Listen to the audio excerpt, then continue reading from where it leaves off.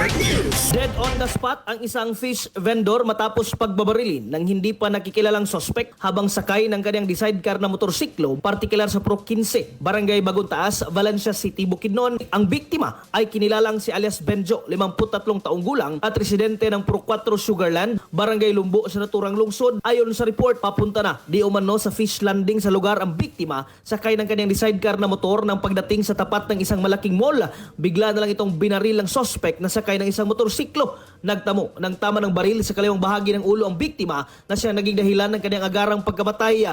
Tumakas naman ng sospek matapos ang pamamaril. Patuloy ngayon ang investigasyon ng pulisya sa insidente, pagtukoy sa motibo ng krimen at pagkilala sa nakatakas na sospek. Kasama mo sa RMN DXMB Malaybalay at sa 95.3 IFM News Bukidnon, Matik, Radjuman Mark Mikabalo.